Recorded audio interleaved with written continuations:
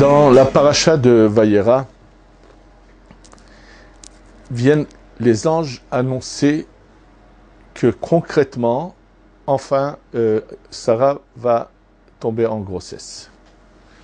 Et effectivement, quand ils sont là, elle retrouve sa jeunesse, son cycle commence à revenir, et immédiatement après, bien sûr, elle tombe en grossesse, puisque en fait l'annonce de la naissance de Yitzhak a déjà été faite à Abraham dans la fin de la paracha précédente, et donc la venue des anges est juste une date précise, c'est-à-dire que maintenant, cette promesse de Dieu se réalise, ce miracle s'est déclenché, ça commence.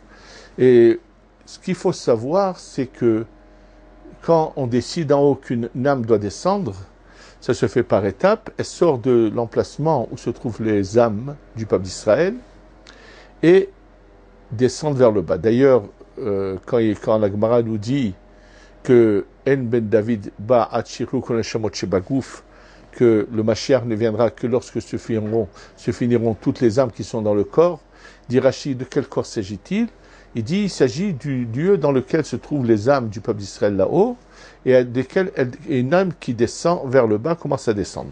Donc on vient annoncer à Abraham concrètement la venue de Yitzhak, c'est-à-dire que cette Neshama commence à sortir de là-haut, et elle va bientôt arriver chez eux, dès que Abraham va s'unir avec son épouse, il va y avoir donc grossesse, et cette Neshama va arriver à son emplacement, dans cette grossesse. Ce qu'il faut comprendre, c'est que juste après cette annonce, voilà que Hachem annonce à Abraham le décret céleste de la destruction des villes de Sodome et Gomorrhe et leur entourage, toute cette région-là. Et ce qui est un peu surprenant, étonnant, comment se fait-il que c'est à ce moment-là précis que le décret est pris? Ces villes-là se conduisent d'une manière impitoyable, d'une manière cruelle, d'une manière horrible, depuis longtemps. Ils ont une conduite abominable. Et pourquoi c'est précisément maintenant que est pris ce décret a lieu? Deuxième question, c'est que on nous raconte qu'Akadosh Baruch Hu veut en faire part à Abraham. Donc, quel était l'intérêt de le faire savoir à Abraham, puisque de toutes les façons, en fin de compte, Abraham n'a rien pu changer à ce décret. Donc, en quoi, quelle importance y avait-il que Akadosh Baruch Hu dit, comment j'en parle pas à Abraham que j'aime, quelle importance? Pourquoi lui annoncer une mauvaise nouvelle qui ne peut de toutes les façons pas changer? Donc pourquoi fallait-il qu'Hachem lui en parle? Une bonne nouvelle, je le comprends, mais une nouvelle qui est mauvaise, et que de toutes les façons, Abraham n'arrive pas à changer, puisqu'il n'y a pas assez de personnes valables pour annuler ce décret. Donc pourquoi fallait-il qu'Hachem lui annonce cette nouvelle? Troisième question, quand Abraham commence à parler avec Akadosh Baruch Hu en voulant agir, quelle était l'importance de le raconter dans la Torah, toute cette discussion qui finalement n'aboutit à rien? Donc pourquoi la Torah a besoin de raconter un dialogue entre Hachem et Abraham qui n'aboutit pas? Encore une question, de toutes les façons, Akadosh Baruch Hu sait pertinemment qu'il n'y a pas d'Itzadikim dans cette ville. Pourquoi ne dit pas directement Abraham, ne perds pas ton temps, il n'y a même pas d'Itzadikim dans ce lieu. Il le laisse d'abord dire, s'il y a 50, il lui dit, s'il y a 50, je sauverai la ville pour les 50. Mais il n'y a pas 50. Ah. Et s'il y en avait 45, Dieu lui dit, je sauverai la ville pour les 45. Et s'il y en avait, non, il n'y a pas 45. Et s'il y en avait 40, et la Torah de nous donner les détails d'un dialogue qui finalement n'aboutit pas. Or, la Torah est un enseignement constant pour toutes les générations. Qu'est-ce qui est caché derrière ce dialogue qui n'a pas abouti? Alors, pour comprendre cela, rappelons-nous qu'il y a dans le livre des Télim, le Télim qui fait allusion à Abraham, Yitzhak et Yaakov. Voilà, c'est le Télim 50 qui dit la chose suivante. Mizmor le Asaf. Chant qu'a récité Asaf. Et là, c'est intéressant, il donne à Dieu 3 noms différents. Mizmor le Asaf, El, Elohim Adonai, Diber. Vayikra Aretz, Mimizrach Shemesh al Mevo. Donc il donne 3 noms à Dieu en disant que Dieu a parlé. Il a appelé la terre de son est, de l'est où se lève le soleil jusqu'à qu'il se couche. Quelle est la signification? En fait, Asaph rappelle que le monde est géré par 3 différentes manières de le gérer. Il y a la Midat HaChesed, et cette Midat HaChesed va se répandre dans le monde à travers la Neshama de Avraham, ça c'est elle.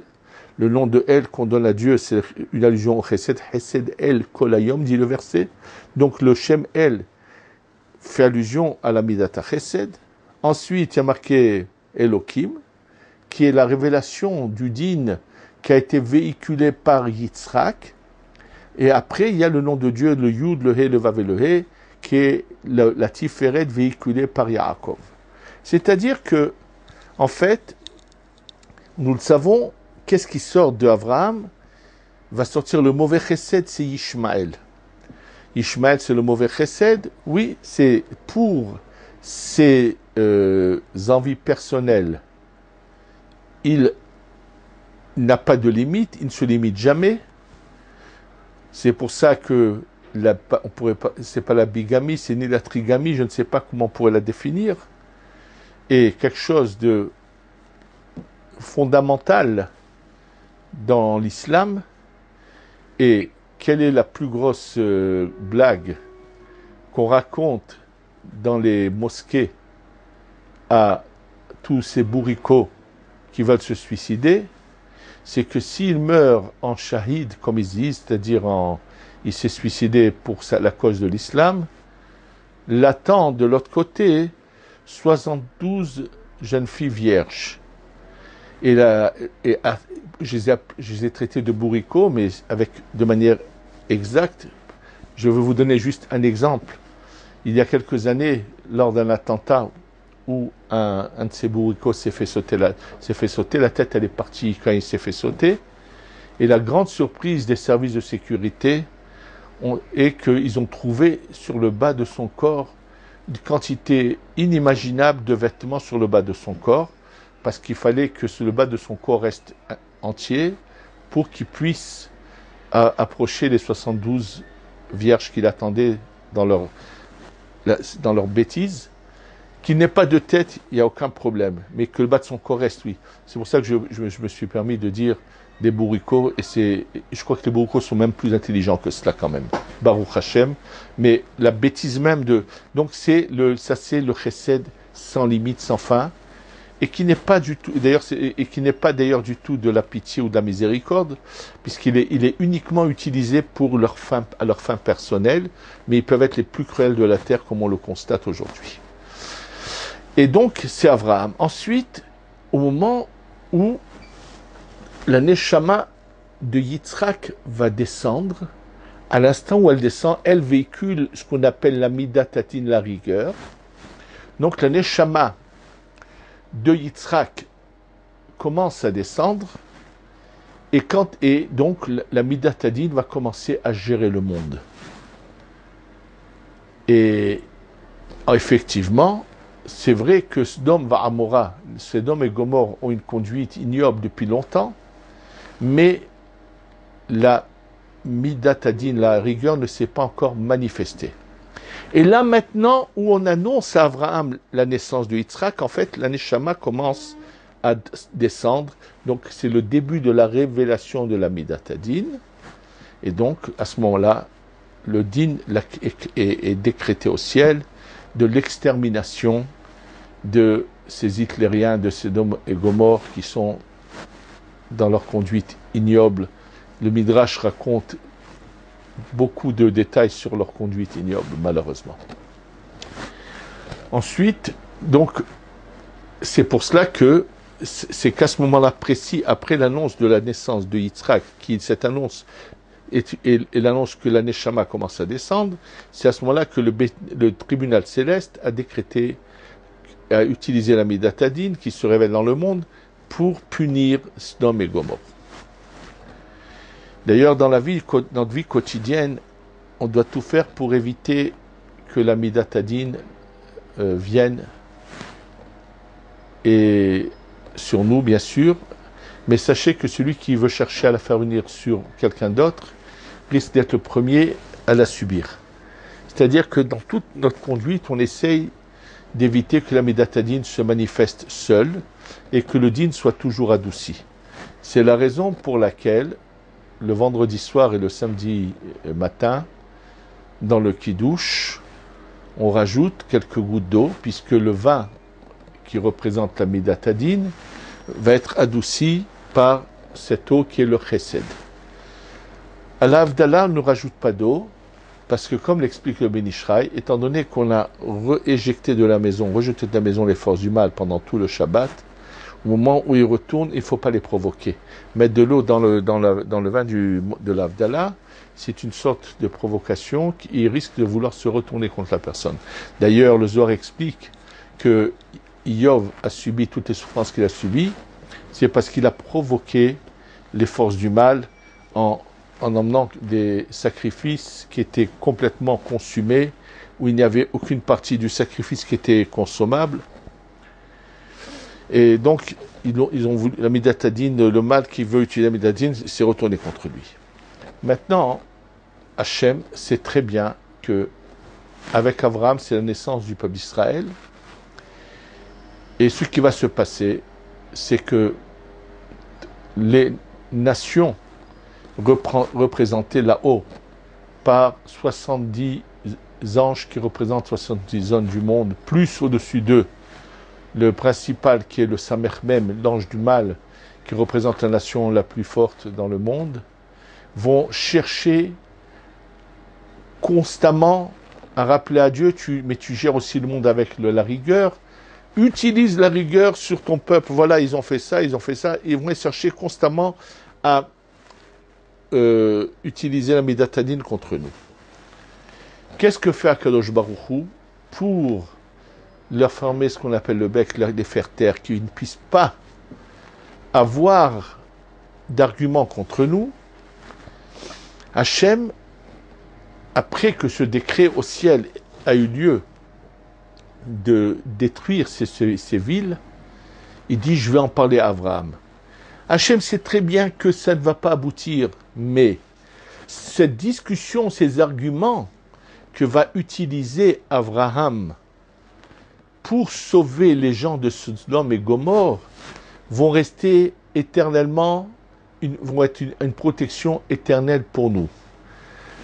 C'est pour ça qu'Hachem le laisse parler, commencer par 50, arriver à 45. Il lui à chaque fois lui dit, s'il y avait tant, je ne ferais pas. Jusqu'à qu'il arrive à 10, il lui dit, non, s'il y avait 10, je les aurais sauvés par rapport aux 10 tzadikim. Et là, c'est vrai que ça n'a pas abouti, mais il y a eu un résultat extraordinaire, merveilleux. Quel est ce résultat? C'est qu'à chaque fois que là-haut, les anges des nations réclament que soit fait justice contre l'armée Israël pour les erreurs de certaines personnes, Kadosh Baruch Hu leur dit non, j'ai pitié d'eux parce qu'il y a parmi eux 50 tzadikim. Il y a parmi eux 10 tzadikim. Et eux, ils vont dire, et alors, s'il y a 50, il y en a 10, et alors, il faut, la Midat Hadin, c'est la Midat Hadin. Et Kadosh Baruch Hu leur répondra, pourquoi vous voulez que je ne fasse pas cas des tzadikim qu'il y a dans le peuple d'Israël? Lorsque Abraham, je lui ai annoncé la destruction de Sodome, Amora, Sodome et Gomorrhe, et quand il a donné des arguments, s'il y a des 50 tzadikim, est-ce que tu continueras quand même à appliquer le din? Je lui ai dit non. De la même manière que j'ai accepté, pour vous les nations, l'argument de Abraham que s'il y avait 50 tzadikim, je ne ferais pas agir la Midat Hadin, je dois le faire aussi pour le Ham Israël.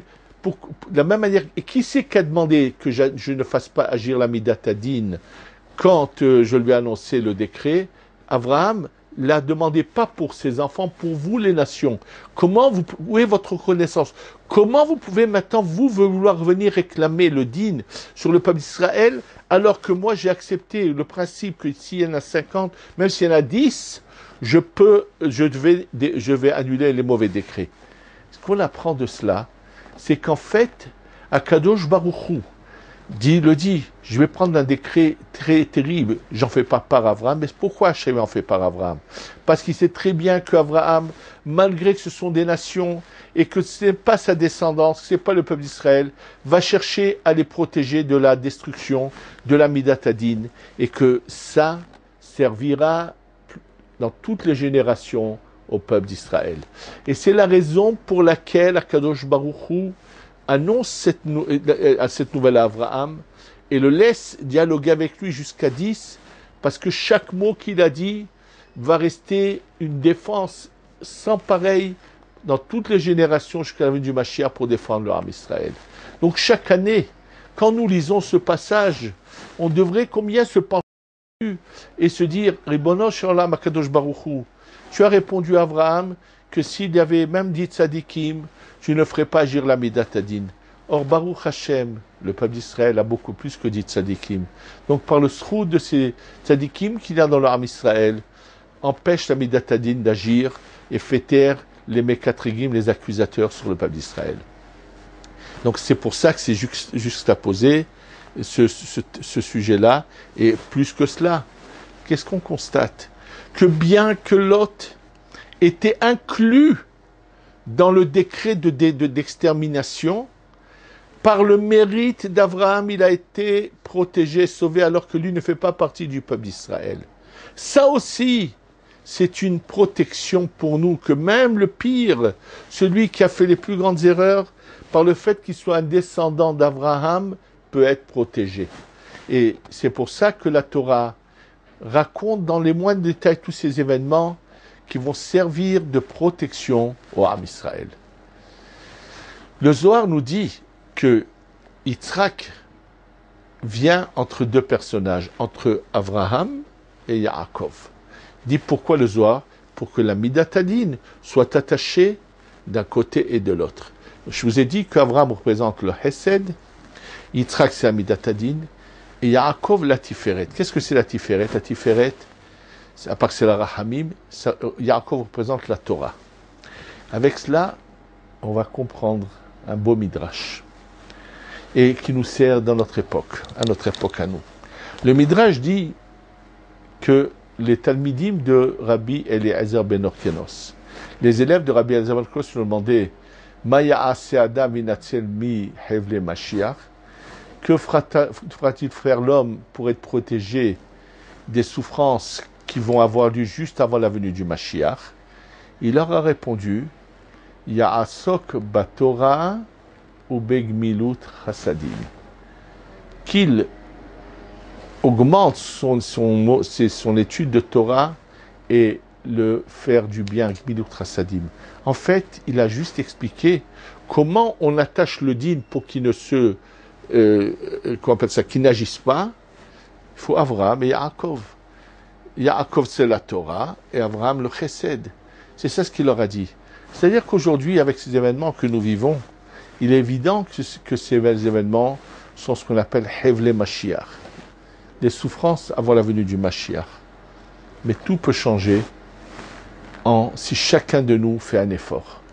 Et pour comprendre que chacun a le pouvoir de changer le cours des choses, je vais vous rappeler cet enseignement fabuleux, merveilleux du Chafetz Chaim. Le Chafetz Chaim mentionne le Midrash qui se trouve dans Midrash Rabbah, dans Bereshit, Perek Lamed Gimel. Le Midrash Rabbah raconte que à l'époque de Rav Tanchuma, il y avait la famine. Et donc, à cause de cette famine, les gens risquaient, c'est-à-dire il n'y avait plus d'eau qui coulait, d'eau qui tombait, et donc ils allaient mourir de faim. Et là, ils viennent vers Rav Tanhuma et lui demandent de décréter des jours de jeûne, des prières, c'est ce qu'il fait. Donc toute la communauté se rassemble, jeûne, fait des prières, des supplications, et rien n'a changé. Et donc, qu'est-ce que fait Akadosh Baruch Hu, qu'est-ce que fait Rav Tanhuma? Il demande au public deux choses. D'abord, de voir autour d'eux si quelqu'un a eu une conduite immorale, qui c'est des fois malheureusement cela qui fait venir les mauvais décrets, et leur demande d'augmenter le gmilut chesed qu'ils font. Et là, quelqu'un voit un homme aller donner de l'argent à celle qui avait été son épouse par le passé et dont il avait divorcé à cause de l'enfer qu'elle lui avait fait passer. Et donc il doit lui donner de l'argent. Et ça paraissait suspect, puisque la halakha dit que quelqu'un qui divorce d'une femme, ils ne doivent plus habiter dans le même quartier, étant donné qu'ils ont vécu ensemble, ils peuvent trébucher. Donc voyant cet homme donner de l'argent à son ex dont il avait divorcé, il va chez Rav Tanhuma et lui raconte. Rav Tanhuma appelle cet homme et lui dit, dis-moi, pourquoi tu as fait cela? Alors il lui dit, Kvodarav, qu'est-ce que tu as dit dans le dernier cours que tu nous as donné pour faire changer la situation? Qu'on fasse plus de chesed. C'est vrai, j'en avais gros sur le cœur avec cette femme, pour toutes les souffrances que j'ai passées dans mon passé, et j'ai fait un effort. J'ai oublié tout ce mal, sachant qu'elle est dans la misère, j'ai eu pitié d'elle, et je suis allé lui donner de l'aumône. Rav Tanhuma a levé les yeux au ciel, et il va dire, Ribono shel olam, lui, il n'a plus l'obligation de nourrir cette femme, il a eu pitié d'elle. Et nous qui sommes les enfants d'Abraham, Yitzhak et Yaakov, dont tu dois t'occuper de nous, tu n'auras pas pitié de nous. À ce même instant, une pluie abondante est descendue. Fait remarquer le Chafetz Chaim, ce que les prières et les jours de jeûne d'une communauté entière n'a pas pu faire, un homme, par sa conduite, a pu le faire. Et je pense que chacun de nous doit penser et savoir qu'il peut changer le cours de l'histoire, chacun par son agissement. Et ce Shabbat, quand on va lire cette paracha de Vayera, quand on va lire ce dialogue d'Abraham, combien on doit penser et lever les yeux au ciel et dire, Ribono shel olam, tu as dit à Abraham que même des gens aussi cruels, terribles, des si grands Rechaïm, de Sodome et Amora, de Sodome et Gomorre, tu étais prêt à annuler l'extermination qui était décrétée sur eux, s'il avait eu dit tzadikim. Baruch Hashem, le peuple d'Israël a beaucoup de tzadikim, a beaucoup de gens qui font du chesed. Vous ne pouvez pas vous imaginer combien de chesed aujourd'hui est fait dans l'armée Israël. Je vais juste citer un exemple. Ceux qui ont eu l'occasion d'aller un Shabbat, malheureusement, dans un hôpital ici à Yerushalem, je peux vous le dire, il y a des gens qui se sont souciés, ont eu le souci de leur poche, d'offrir tous les Shabbats des repas strictement cachers et gratuits pour tous ceux qui doivent rester auprès des malades à l'hôpital. Et donc, ils trouvent comment faire tout ce qu'il faut. Et il m'est arrivé une fois d'être un vendredi soir avec mes enfants à l'hôpital. Et j'ai vu quelque chose qui m'a énormément touché. Un vieil homme d'origine de la chassidoute de Belz, un homme qui était veuf, qui vivait seul, qui, le vendredi soir, c'était à l'hôpital Adassin Krem, qui était un hôpital vraiment énorme, et il passait d'endroit en endroit, s'arrêtait et récitait le kidouche pour les gens qui travaillent là-bas. Et les gens s'arrêtaient tout de suite de travailler, écouter le kidouche. Ça m'a beaucoup impressionné de voir que ce chesed extraordinaire, qu'Hachem fasse, regarde tout le chesed que fait l'armée Israël, et qu'Hachem arrête toutes ces souffrances que subit le Ham Israël aujourd'hui et qu'on ait enfin la Géoula Shlema, Shtavo Alenu Bimera, Beyamenu. Amen. Yerushalayim